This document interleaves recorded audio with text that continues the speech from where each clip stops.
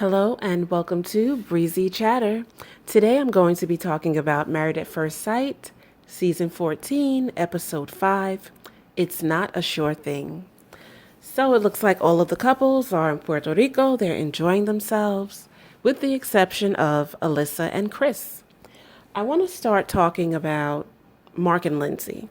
So it's quite clear they consummated the marriage and things seem to be looking up. Lindsay is all smiles, and Mark sort of gassed her up, had her thinking they were going to have a romantic night, dinner, and probably more fun in the bedroom. Only to find out that Mark wants to pump the brakes and he wants to slow things down. And Lindsay was very upset about that because she thought they were moving forward and things were starting to progress in the right direction.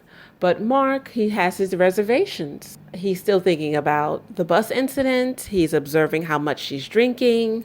And he really does not want another repeat of what happened the day before.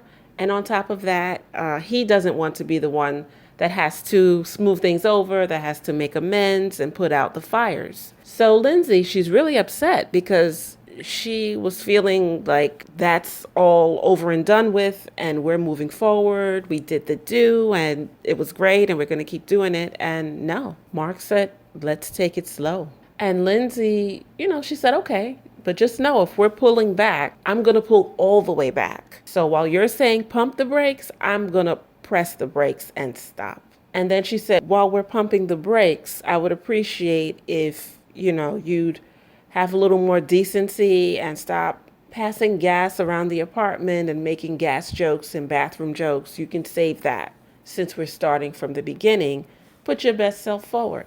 Because in relationships, these are like the silly things that people don't like to do in front of their man or in front of their woman. If they have to pass gas or do something like that, they go, you leave the room. But once you get to know each other, you just let it go. Like, that was me. But Lindsay's saying, well, since we're going back to getting to know you after we've done it, not once, twice, but possibly 3 times before the romantic dinner that you sort of put a damper on by saying, we need to slow down. You need to stop doing these things. He looked a little shocked when she said it. She had to burst his bubble and let him know, well, you're doing things that I'm tolerating. So could you please not do those things? She was very upset. I don't know if he went for a walk after that or she went for a walk, but she was just over it. Mark did talk with the guys about his reservations about Lindsay and some of her behaviors.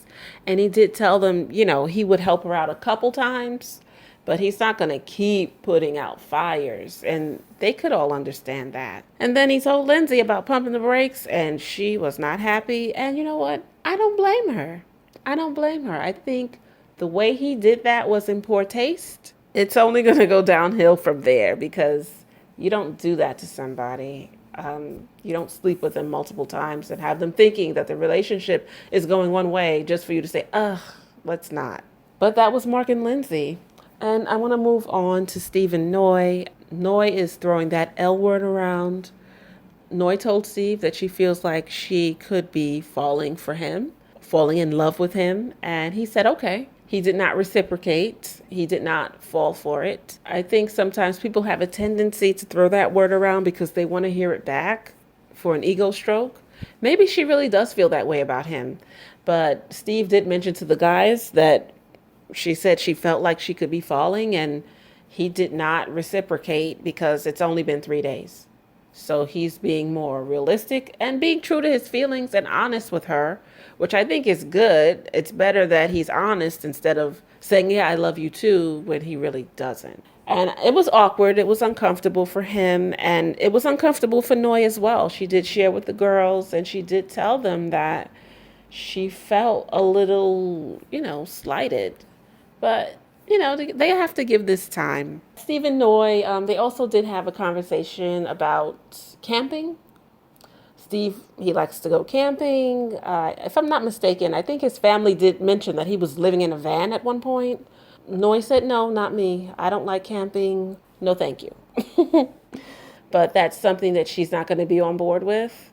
It sort of reminds me of going back to the last season, Brett and Ryan, how they did not like the same activities. And although Brett was active, she was nowhere near as active as Ryan was. That sort of contributed to the demise of their relationship because the attraction wasn't there.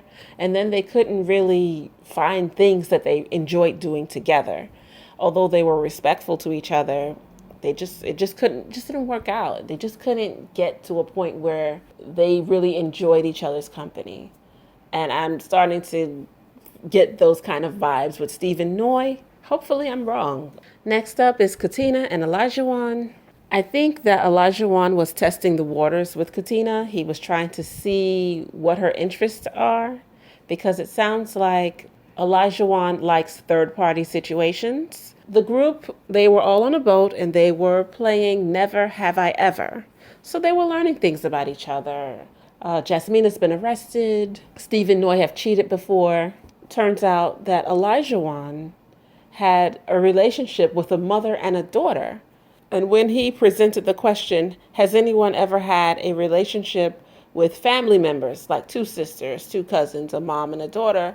They were like, no. Everyone's looking at each other. No. He said, well, I have, and he went on to talk about how he had smashed a mother and a daughter. And he said that he had picked them up at the train station and they both were well aware of what had went down. And I kind of felt like he was trying to bring that into the group. He made a remark stating that if his wife wanted to bring a third party into their situation, he would not begrudge her that request. He would go along with it. He would be all for it.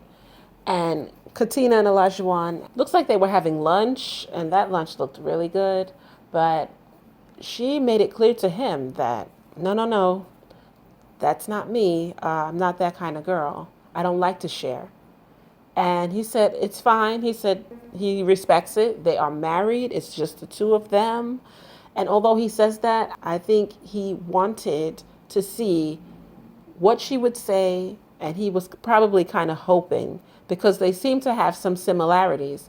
I think he was kind of hoping that she would say, hey, maybe in the future we could do that. But she shut that all the way down. Sorry, Olajuwon, no third party here. And although Olajuwon says things are different now because he's married, that remains to be seen, because it just seems like he's trying to pull some of his past behaviors into his brand new marriage. So, red flag. And then we have Jasmina and Michael.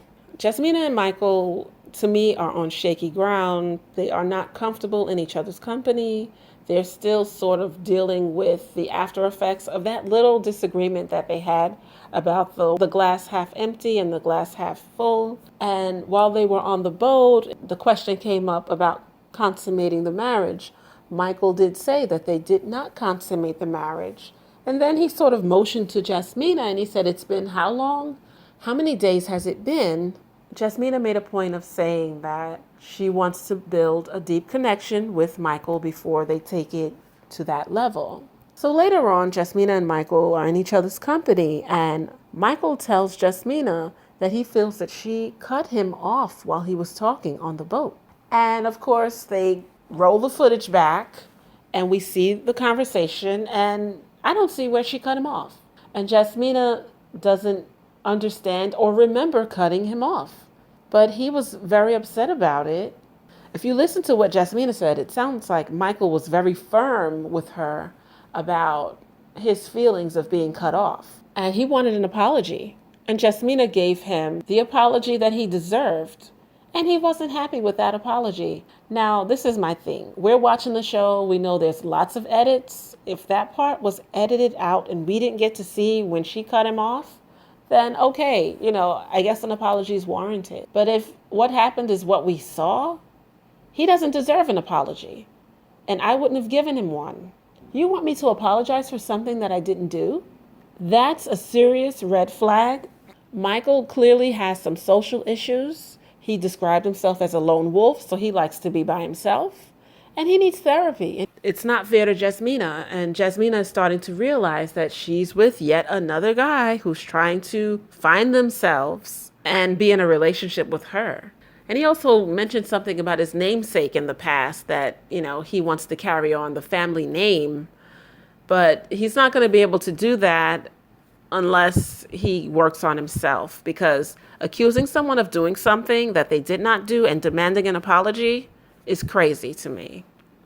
And it's crazy making too, because if you're accusing someone of doing something and they're pretty sure they didn't do it and you're being firm about it, they're like apologizing to keep the peace. That's not going to sit well. Are you trying to drive me crazy by accusing me of doing this and I didn't do it?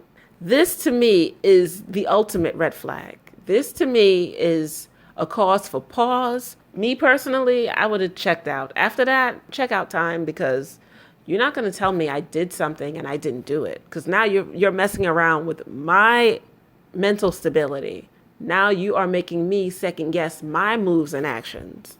That's a big no-no. I could not deal with somebody like that. I hope she sees this as a precursor of what is to come, because this was the first instance. It's not going to stop there. That really struck a nerve with me watching that. I didn't like that. So we're going to move on to Alyssa and Chris. More of the same. She agreed to go on an excursion with Chris, and Chris got really excited. I think he went scuba diving. It was so funny. She said, "Oh, I'm looking at Chris for the first time. I've seen him without a shirt on, and that's not my type at all." And then I think there are pictures floating around on social media of the kind of guy that Alyssa likes. Or this guy that she was pictured with had muscles on muscles. He wasn't just a nice ripped guy. If that's her type of guy, Chris didn't have a chance, because Chris looks absolutely nothing like that kind of guy. And to be honest, I even think that if Chris had nice straight teeth, it wouldn't have made a difference. She just doesn't like him. She doesn't like him. There's nothing about him that turns her on. She hates him from his hair down to his toenails. So I'm just waiting. I'm just wondering how many more episodes before Chris either gets tired and says, I just want to go home. I don't want to do this anymore because we're not doing anything. Or before Alyssa says, well, I tried. But I'm going to go now. One last thing I want to point out about Alyssa is that she reminds me a lot of Zachary from season 13. Zachary was with Michaela, and he did reach a point where he knew he didn't want to be with Michaela anymore. And instead of just saying, I don't want to be with you, he kept feeding her breadcrumbs and giving her a false sense of hope, and even lying to the experts about how he really felt. It was really hard to get an honest answer from him.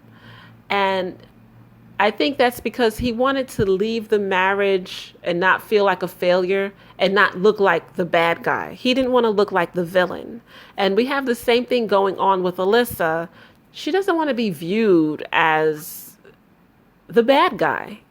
It's too late for that because her behaviors have been so ugly. The way Zachary wanted to leave the show clean with a clean image, and he wanted people to look at him in a good light. I think Alyssa wants the same thing, but it's not going to happen. It's not going to happen because of her attitude. That's Chris and Alyssa. We're just waiting for them to exit because we know the time is coming. And that is my commentary. If you liked it, hit like, subscribe, and leave comments. Thank you for your time. Until next time, ta-ta.